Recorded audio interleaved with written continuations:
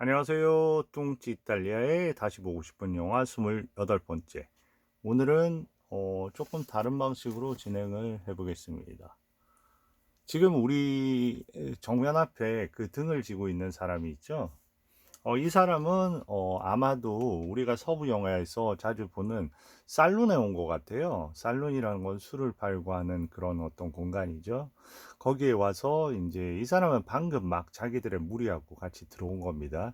그리고 우리가 볼 수 없는 공간에서는 어마어마한 텐션이 유지되고 있어요. 오늘 이 동네에서는 마차를 습격해서 살해당한 사람이 있어요. 그 살해당한 사람은 이 지주 이쪽에 상당히 많은 땅을 갖고 있는 가문의 돈과 권력을 일종의 갖고 있는 그런 어떤 가문의 그런 남자죠.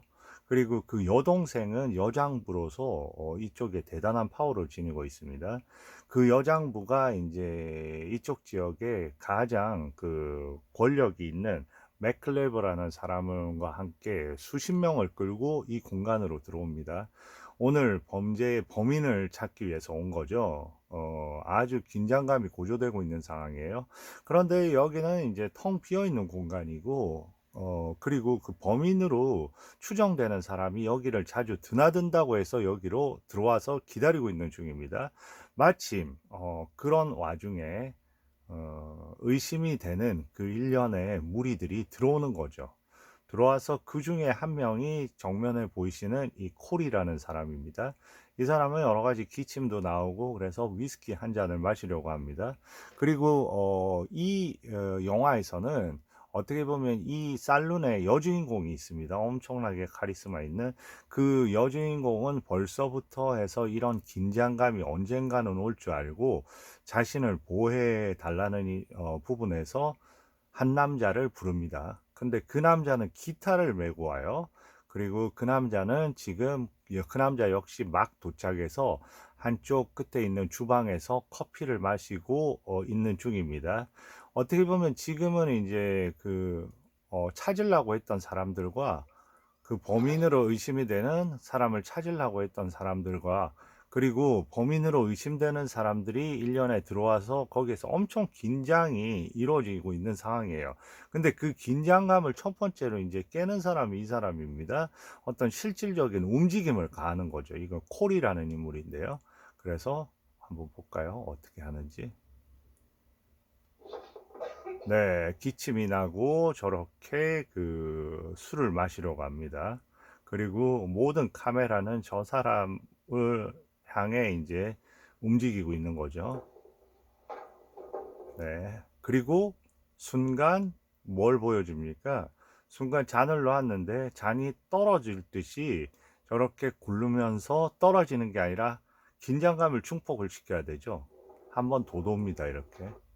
그리고 그걸 보는 시선이 있습니다. 네. 이게 아마 떨어지면 즉각적으로 지금 팽팽한 어떤 긴장감이 형성되고 있는 상황에서 무언가 발생하지 않을 수가 없는 그런 분위기인 것 같아요. 왜냐하면 이 사람의 영화는 영화 전체 화면에서 일어나는 어떤 그런 사건들이 저는 예를 들어서 이 잔 같은 경우에는 잔에 폭발적인 에너지가 있다고 생각해요. 그 에너지 간의 그 충돌이 되는 겁니다. 지금은 어떻게 보면 팽팽하게 지금 맞서 있는 그 가운데서 이게 떨어지는 순간 어느 한쪽으로 에너지가 쏠릴 수밖에 없고 아니면 이 에너지 자체가 그 서로 간의 긴장감으로 아직은 뭐 폭발되지 않는 그 긴장감의 팽팽한 줄을 끊어버릴 수가 있는 거예요. 그런 어떤 이 점화가 돼가지고 이런 에너지에 의해서 그렇게 움직이는 영화를 만드는 게 이 감독의 특징입니다. 그래서 만약에 이때 떨어졌으면 어쩔 수 없는 그런 어떤 총격전이 일어날 수밖에 없는 그런 스타일의 영화를 만드는 감독입니다. 어떤 일이 일어날까요? 여기서 아주 유연한 방식으로 잡아냅니다. 그리고 한쪽에는 커피잔이 있습니다. 뭘 의미할까요? 술잔을 잡아서 떨어뜨리는 걸 막고 커피잔이 등장합니다. 다시 말해서 이 사람은 싸움을 원치 않고 이 사람은 중재하기 위해서 온 사람이고 이 사람은 평화주의인 겁니다. 그렇기 때문에 그 술을 잔을 잡아서 저렇게 올릴 수 있다는 거 좀 전에 동작 보셨죠? 저기에서 컨트롤이 된다는 거는 이미 이 사람은 어느 정도의 레벨을 초월하는 그런 어떤 술과 관련된 세계, 다시 말해서 총잡이들의 세계에 대해서 총은 갖고 있지만 그 술잔을 다루는 어떤 솜씨를 통해서 벌써 어마어마한 총잡이임을 벌써 보여줍니다. 그렇지만 이 사람이 지금 잡고 있는 거는 뭔가 들어있는 액체가 있는 거는 바로 이제 커피가 되는 거죠. 일종의 파시피스트, 평화주의자의 등장입니다. 한번 볼까요? 자, 이제 얼굴이 보여지고요. 드러납니다. 그리고 어떻게?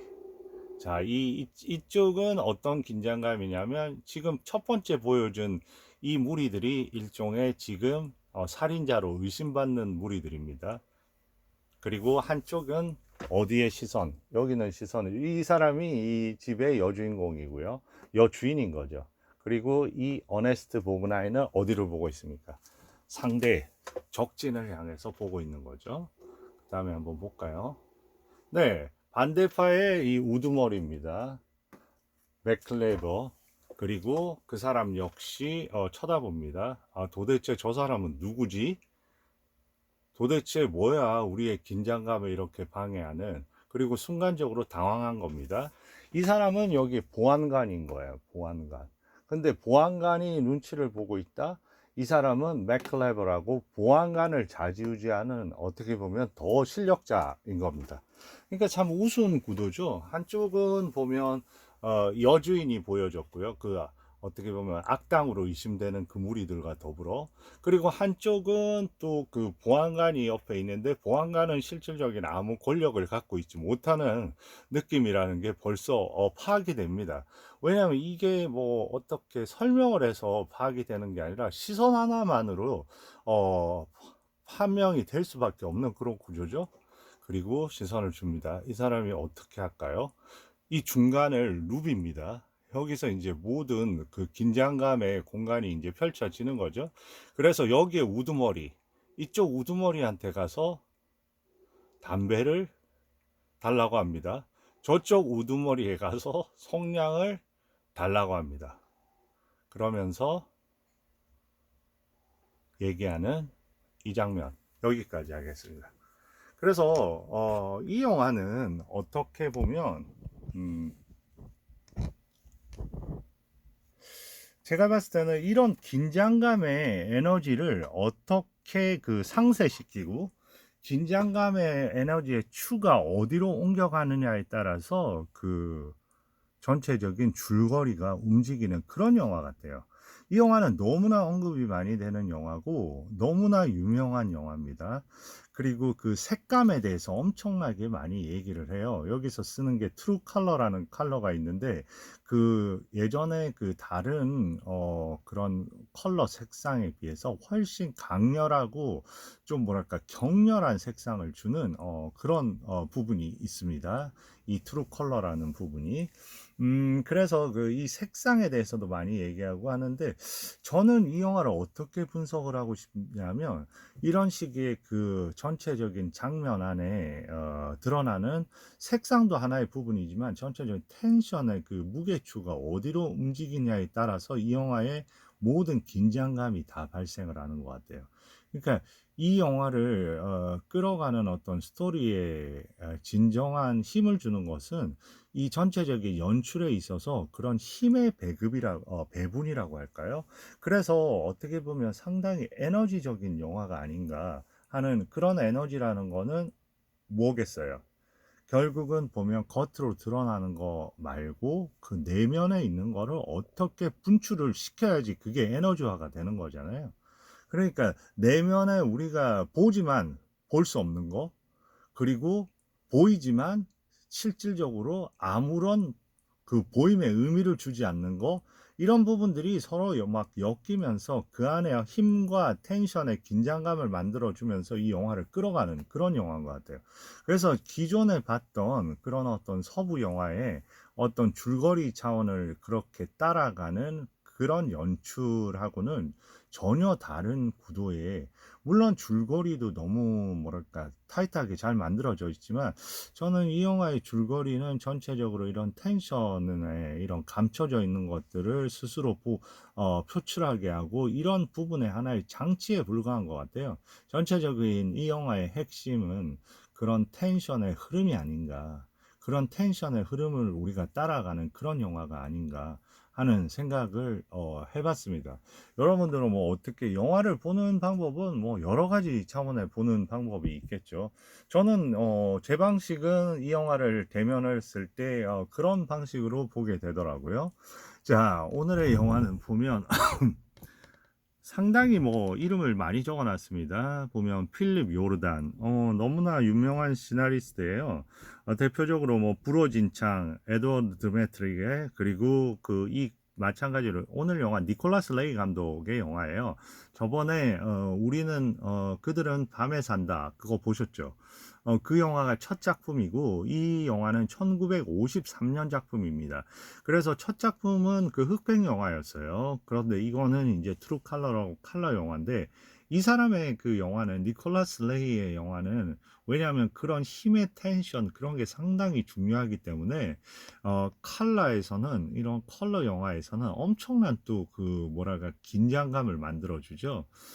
그리고 촬영 역시 보면 해리 스트라들링, 너무나 유명한 사람이에요. 욕망이라는 이름의 전차, 오토 프레민저의 엔젤 페이스, 욕망이라는 전차, 이름의 전차는 엘리아 카잔이죠.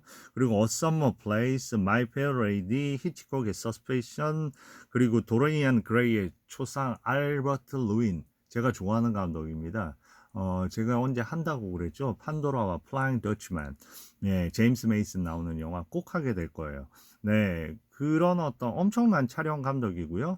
그 다음에 빅터 영이 누굽니까? 빅터 영, 여기서 음악 되게 중요해요. 그리고 이 영화 제목을, 그 유명한, 가수, 누구죠? 딴딴딴딴딴, 갑자기 생각이 안 나. 라라라라라라라, 띠따라. 조금 이따가 생각이 나겠죠. 어떻게, 패기리. 이 주제가는 패기리가 부르거든요. 아주 웜하면서 어떻게 보면 이 곡하고 딱 붙는 그런 이미지의 가수죠. 그 빅터 영 감독이 어떤 감독이냐면 엄청나게 다양한 영화 음악을 했던 영화 음악의 거장입니다. 리오 그란데, 조용한 사나이, 누구를 위하여 종을 울리나. 그런데 어떤 영화가 있냐면 80일간의 세계 일주도 이 사람의 어떤 작품이에요. 그것도 영화 음악으로 되게 유명하잖아요. 따라리라라라리라라라라라라라 따라라리라라. 그러니까 어떻게 보면 멜로디 차원에서 이미 그 엄청난 완성도를 가지고 있고 순간순간의 어떤 분위기를 울지할 수 있는 그런 음악을 쓰는 감독이에요. 그래서 여기에서 그 음악은 특히나 중요합니다. 이런 텐션의 긴장감을 가지고 가는 영화이기 때문에 그런 안에서 이 리듬감이 엄청 중요하겠죠. 순간적으로 뭐 말을 타는 장면이라든지 어떤 극단적인 어떤 내용들이 막 실리는 경우에도 그런 텐션을 주는, 그런 리듬감을 주는 음악들이 엄청나게 그 중요한 요소를 작용하기 때문에 이런 빅터 영 정도의 수준이 되는 사람이 맡았기 때문에 이 영화가 보다 그 뭐랄까 완성도가 높아지지 않았나 싶습니다. 배우 부분에서도 여기에서 그 아까 그 여주인공 보셨겠지만 이 살론의 주인이죠. 대단히 강력한 카리스마를 요하는 인물이 필요합니다. 그래서 존 크로포드, 뭐 존 크로포드 말이 필요 없는 배우입니다. 이렇게 생겼어요. 제가 어쩔 때 이렇게 이 책을 인용을 하잖아요. 저기는 베티 데이비스하고 존 크로포드 둘이 엄청나게 그 불화가 많았죠. 뭐 양쪽 측 양쪽의 어떤 거장들입니다. 그러면서 엄청나게 뭐 사이도 안 좋았고 그 안에 뭐 사이도 풀기도 했지만 뭐 어마어마한 카리스마를 가진 여인입니다. 그 보면 존 크로포드 예전에 이게 등장을 안 하는 사람도 있는데 무려 3페이지가 존 크로포드예요. 그 정도로 그 헐리우드의 대표적인 그 여자 배우 중에 한 명입니다. 대표적인 영화, 이런 영화도 있죠. 그랜드 호텔, 예전에 그레타 가르보하고 존 베리모, 존 크로포드. 거의 그레타 가르보하고 이렇게 라이오넬 베리모, 어마어마한 그 배우죠. 그리고 여기서 거의 나이가 50에 이제 여주인 역할을 하는 겁니다. 그 다음에 보시면 스털링 하이든, 그 존 크로포드가 맡은 역할이 바로 그 이 술집의 주인입니다. 술집 이름 자체가 비엔나예요. 비엔나의 술집인 거죠. 그리고 여기 주인공, 여주인공 이름이 비엔나입니다. 그리고 이제 스털링 헤이든, 이분은 나름 이 영화하고 그다음에 아주 등치가 키도 크고 인상이 깊은 어떤 배우면서 여기에서 엄청난 연기를 소화해냅니다. 대표적인 영화는 이 영화 말고도 아스팔트 정글, 존 휴스턴의 영화에서도 엄청난 연기를 보여주고요. 여기에서는 이 영화 제목인 자니 기타 역을 맡고 있습니다. 그 다음에 스콧 브래디, 이분은 주로 해서 그 카우보이 역을 많이 맡았어요. 여기서도 댄싱 키드, 아까 그 영화 첫 장면에서 중간에 그 떨어지는 술잔을 잡은 게 바로 자니 기타고요. 그 중간으로 걸어 나오면서 한 명한테 불을 붙여다 담배를 달라고 하죠. 그때 이제 담배를 달라고 한 그 상대방이 바로 댄싱 키드입니다. 그 다음에 메르세데스 맥캄브리지, 엠마 스몰이라는 역할을 하는, 어떻게 보면 이 비엔나와 맞서는 도시 그 지주의 그 마을 지주의 그 딸이기도 합니다. 아까 그 처음에 어떤 사건이 벌어졌다고 했죠. 그 마차 습격 사건. 거기서 한 명이 죽었다고 했죠. 그게 바로 이 엠마의 오빠가 살해당한 겁니다. 그러니까 엠마가 이제 그 복수의 그런 칼을 갈겠죠. 근데 메르세데스 맥캠브리지 여기서 보면 그 비엔나 역을 하는 존 크로포드하고 완전히 대립되는 구조의 그런 인물이죠. 어떻게 보면 메르세데스 맥캠브리지는 엠마 스몰이라는 역은 이 마을의 그 실질적인 여성으로, 이 사람도 남성상 같은 그 여성의 역할을 맡고 있거든요. 여장부죠. 그런데 전통적으로 그 부를 세습해오고 있으면서 이 기득권을 유지하고는 그런 측면이고, 존 크로포드가 맡은 비엔나는 어떤 역할일까요? 옛날에 보면 술집 여인인데 악착같이 모아서 자기의 그런 어떤 살룬을 만들어서 외곽에서 나름대로 부를 축적하고 있는 거죠. 그리고 거기가 어떻게 보면 범죄자들이 드나드는 온상이 될 수 있으니까 중호할 듯이 싫어합니다. 그러면서 늘 엠마는 비엔나를 향한 중호심, 거기에 또 남자의 문제가 결부가 돼 있는 거예요. 사실상 그 자니 기타는 비엔나의 옛 애인이고요. 그리고 현재의 비엔나는 이 댄싱 키드와 좋은 관계를 유지하고 있습니다. 그렇다고 해서 옛 남자를 잊은 건 아니고 좋은 관계를 유지하고 있는데, 이 메르세데스 맥캠브리지 엠마 스몰이라는 역을 맡은 그 도시 여지주의 딸은 지금 노처녀고요.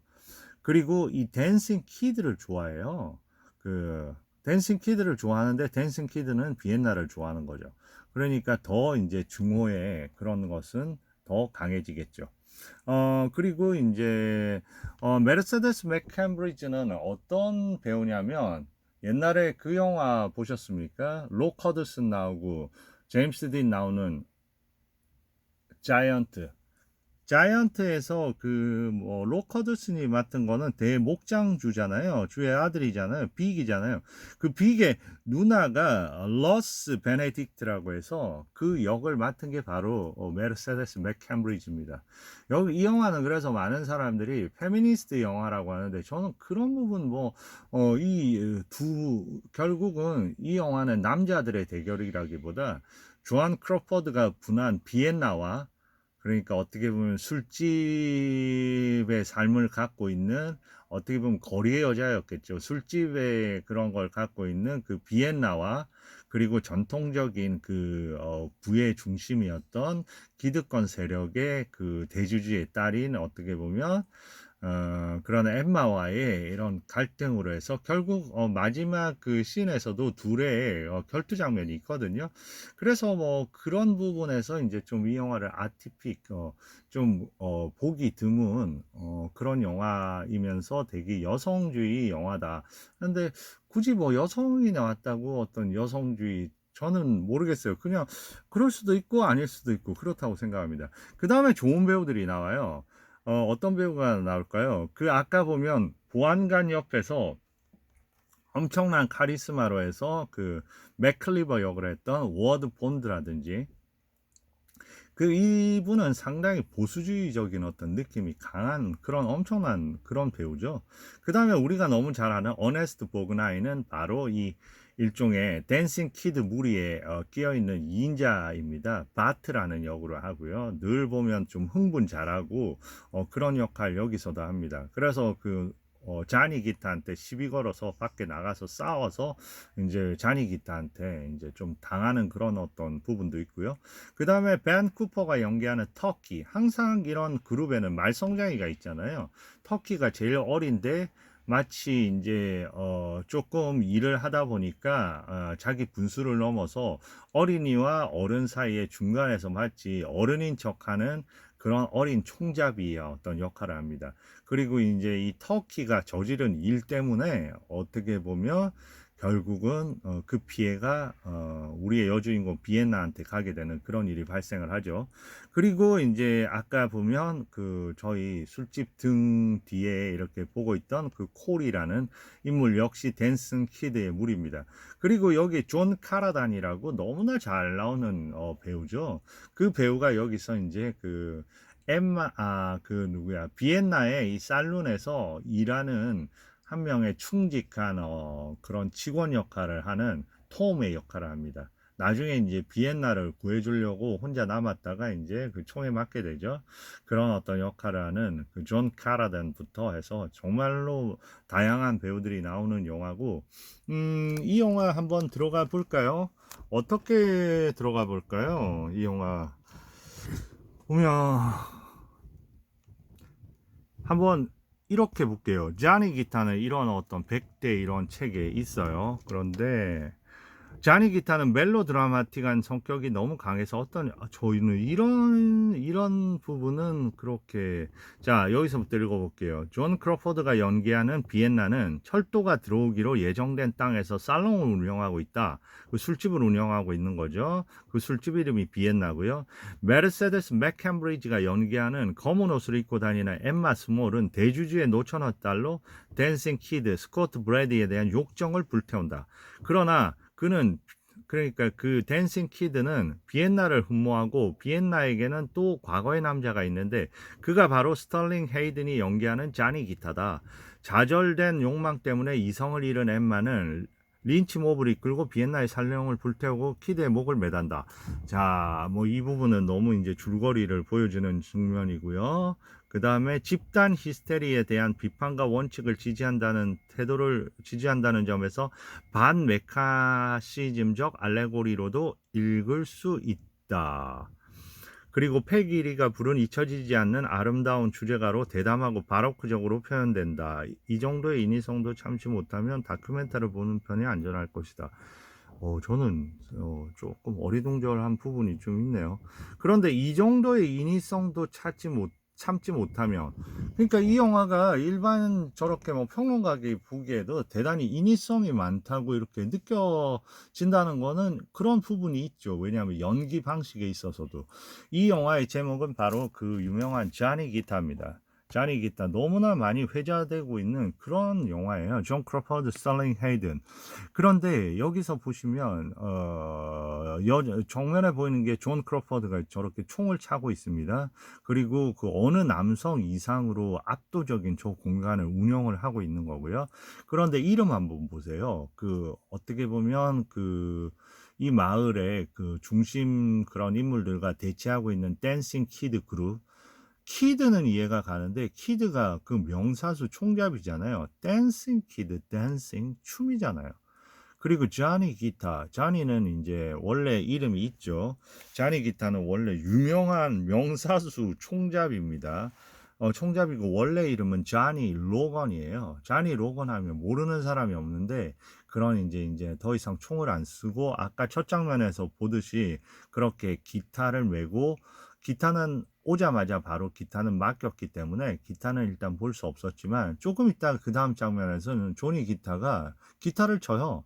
그 기타를 쳤을 때 어떤 장면이 있냐면 그 댄싱 키드가 갑자기 그 음악에 맞춰서 본인을 좋아하는 그 엠마 있잖아요. 그 엠마를 갑자기 앉더니 엠마랑 같이 춤을 춥니다. 엠마는 너무 어색한 거죠. 어떻게 보면 자기 오빠를 죽였다고 추정되는 그런 사람들, 그거는 추정이지 그건 확실한 내용이 여기서는 나오지 않습니다. 아마 아닐 가능성이 훨씬 많아요. 그런 가운데서 그 쟈니 기타가 치는 기타에 그 막 몸을 맡겨서 하는데 이걸 빼내지도 못하고 하면서 억지스럽게 그렇게 움직이는, 너무 불편해하는 그런 장면이 있거든요. 그러면서 이제 공간이 열리고 그 안에서 사람들이 서로 어리둥절하게 쳐다보는 장면이 있어요. 그리고 이 영화에서 뭐 총을 맞거나 아니면 어떤 그 위치로 이동을 하거나 이랬을 때 순간순간 미끄러지는 느낌이 완전히 좀 춤을 추는 같은 느낌이 있거든요. 댄싱 키드, 춤추는 느낌의 어떤 미정센, 그리고 그 쟈니 기타의 기타라는 건 음악이잖아요. 그리고 중간에 보면 모두가 다시 잡으러, 이 무리 중에 한 명을 잡으러 또 습겨 오는 장면이 있어요. 그때는 정말 이제 범죄를 저지른 거죠. 저질렀을 때 이제 오는 거예요. 왜냐하면 그때는 은행을 털었으니까. 이 무리들이 은행을 털었으니까 마지막 떠나자 하면서 은행을 털었으니까 이제 그때 그 중에 한 명 누구였냐면